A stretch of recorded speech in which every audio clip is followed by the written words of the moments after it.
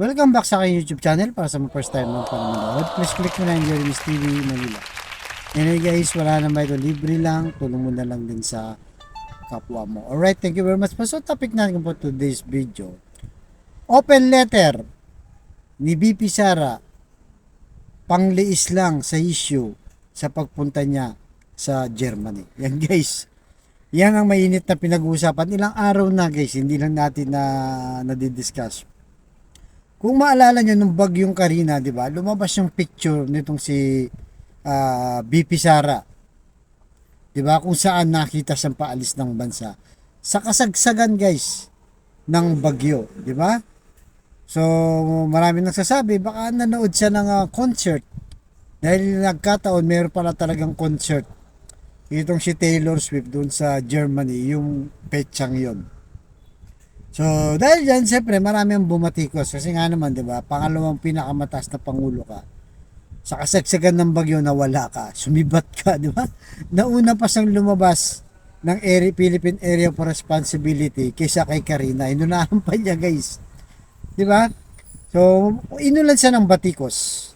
So, dahil dun, pagbalik niya dito sa ating bansa, naglabas ka agad ng open letter, di ba? Di ba? Na yung kesyo, ang dami guys, 4 pages ata yun, di ba?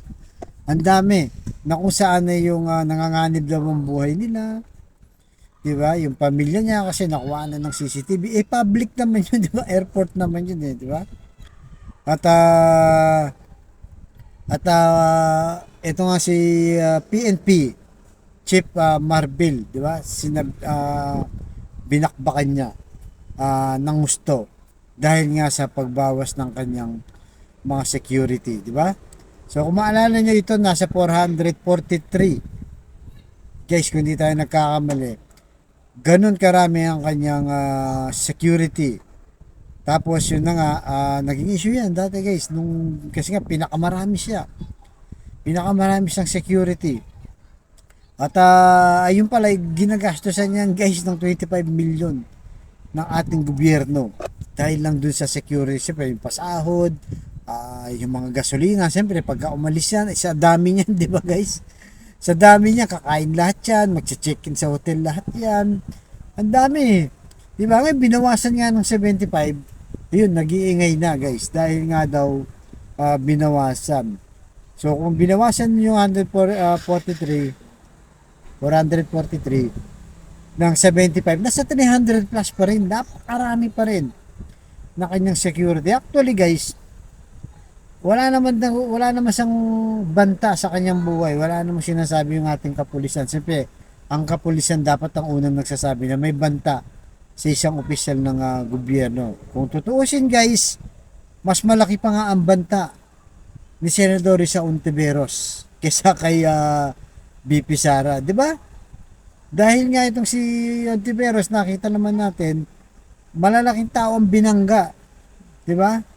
Una, nung sa Pastillas, tapos yung kay Senior Aguila, lahat ng iniimbestigan niya.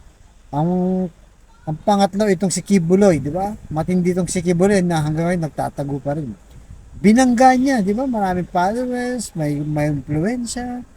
At ngayon naman, Pogo guys, di hamak na umuulan ng pera dito. Di ba? Kaya nga napasok nila ang ating bansa eh. Sa dami ng pera nila, lahat sinusuhulan na. Tambakan ka ba naman ng milyon-milyon eh, pagka hindi ka pa talagang pumayag, di ba? Depende sa'yo kung talagang perang habol mo. Hindi kagaya ni Mayor Magalong, hindi siya pumayag magkaroon ng Pogo doon. At marami pa mga di ba sa Tarlac, yun na nga, nauna na nga na-discover kaya ni Banban Mayor alis ng Tarlac.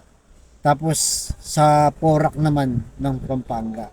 So imagine nyo guys, sindikato, di ba yung mga partner ni Alice Go, sindikato na sa abroad, sa Singapore, may mga kaso na, di ba? Pinahanap na ng Interpol, International Police. So ibig sabihin talagang malaking tao ang binabangga, hindi lang tao, sindikato. Mga grupo ang binabangga ni Senator Risa Ontiveros. Kumpara kay BP Sara, di ba? Tapos nagpahayag pa ng suporta. Ito nga si Bato. Sabi niya, nanawagan pa. Di ba? Yung mga PNP dati, di ba? na kahit walang sweldo, di ba? Baka daw pwede mag-volunteer para dagdagan security ni Inday Sara. Ganun din kay Robin Padilla. Di ba? Sinuportahan din. Itong si Bongo, itong si Amy Marcos, parang si Kibuloy lang guys, di ba? Alam mo naman ng mga to, di ba? Pag mga personal na interest nila, talagang lahat sila. Di ba? Lahat sila. Pero tutusin, ang dami pa rin ng ano niya, security. Yun na nga guys, ang nangyayari dito, parang nililiis lang. Itong si BP Sara, ang issue pa rin di sa mapag-usapan. Para pagka lumabas siya, o may pinuntahan sa mga event, pag tinanong ng reporter, yung tungkol na kay PNP Chief Marbil o yung sa kanyang mga security ang pag-uusapan. Nawala na guys, nagtagumpay siya, nawala na yung Taylor Swift tsaka Germany habang kasagsagan ng bagyong Karina. So yun ang ano niyan guys, yun ang twist niyan, na-twist niya kagad para nga hindi na siya mapag-usapan dahil hanggang ngayon hindi pa siya nagpapaliwanag. Ang sinasabi lang niya na may sakit daw yung kanyang nanay, kasama ang kanyang pamilya. Kung may sakit yung kanyang nanay, hindi naman natin sinasabi dito totoo. Bakit buong pamilya kasama, di ba? Di ba, usually pag ganyan, ano lang, yung anak lang, o yung magkapatid lang. O kaya naman, pinauna niya yung pamilya niya. At ang masaklap kasi dito, hindi siya nagsabi sa taong bayan.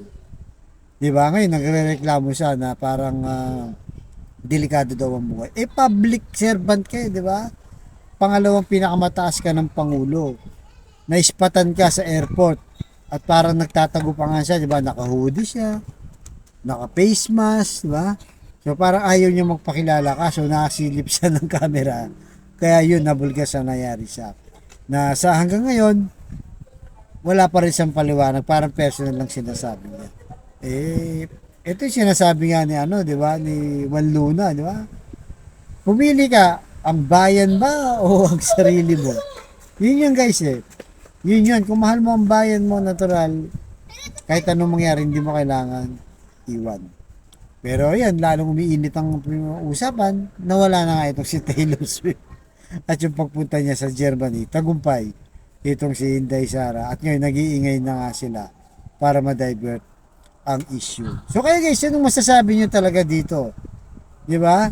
Talaga bang nilis lang ni Inday yung issue para lang mapag-usapan? Kasi sabi niya, hindi naman niya kahit makakapagtrabaho daw siya, di ba?